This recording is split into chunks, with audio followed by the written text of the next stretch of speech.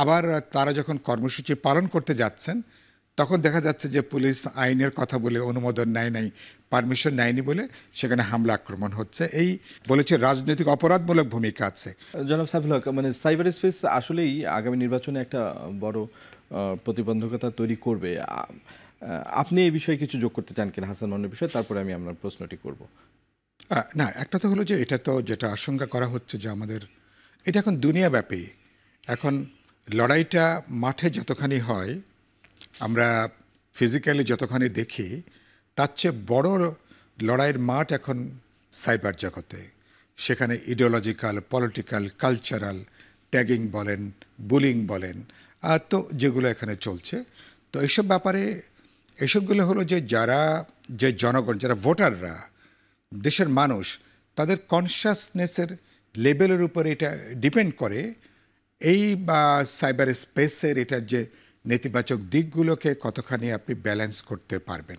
বড় প্রবলেম হয় তথ্য যখন সঠিক উপযুক্ত তথ্য রাইট টাইমে যখন আপনি ডেলিভার করতে পারেন না, তখন সমস্যা হয়। সেদিক থেকে সরকার, আগামী নির্বাচন কমিশন বলি, সরকার বলি, বা যারা অন্যান্য গুরুত্বপূর্ণ স্টেক হোল্ডাররা আছেন, তারা যদি তথ্যের উপরে দাঁড়াতে পারেন, এই প্রবলেমটা অনেকখানি রিজলভ করা হয়। পাশ্চাত্যে একটা কথা চালু হয়েছে, যেটা সত্য না সেটা কি, মানে ট্রুথের উল্টো কি, পোস্ট ট্রুথ। মানে আপনি বারবার করে একই কথাকে আপনি এত রঙে এত ঢঙে আপনি প্লেস করছেন, যেটা মনে হয় সত্যের চেয়েও বেশি আর কি। তো এরকম একটা জায়গা। তো এটা এবারও, আর বিশেষ করে এআই টেকনোলজির যে কথাটা আমরা শুনছি, যেটাকে বলা হচ্ছে অনেক সময়, মানে এটা বিরাট একটা ইনফ্লুয়েন্স রাখছে। এসব নির্বাচন কমিশন সচেতন আছে। সকল পক্ষগুলো যদি এগিয়ে আসেন, এই সমস্যাগুলো অনেকখানি আমরা কিন্তু রিজলভ করতে পারবো।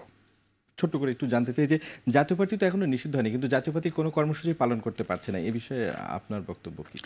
না, এটা তো সরকারের আচরণ এখানে খানিকটা ডাবল স্ট্যান্ডার্ড। যদি আপনি কার্যক্রম, জাতীয় পার্টির ইস্যুতে সরকার ডাবল স্ট্যান্ডার্ডের, না, হ্যাঁ, আমি বলছি যে যদি আপনি কার্যক্রম যদি নিষিদ্ধ করেন, তাহলে তার আচার বিচার এক ধরনের, আর অফিসিয়ালি তার কার্যক্রম যদি আপনি নিষিদ্ধ না করেন, তাহলে অন্য রাজনৈতিক দলগুলো তারা যেটুকু স্পেস ব্যবহার করে, আর তারা যেটুকু ডেমোক্রেটিক স্পেস ব্যবহার করে, সেই সুযোগ তো আইনগতভাবে তাদের জন্য আছে। এখন গুরুত্বপূর্ণ হলো, কেন বললাম, তারা কার্যক্রম নিষিদ্ধ করছেন না, আবার তারা যখন কর্মসূচি পালন করতে যাচ্ছেন তখন দেখা যাচ্ছে যে পুলিশ আইনের কথা বলে অনুমোদন নাই পারমিশন নেয়নি বলে সেখানে হামলা আক্রমণ হচ্ছে। এই ডাবল স্ট্যান্ডার্ডগুলো পরিহার করা দরকার।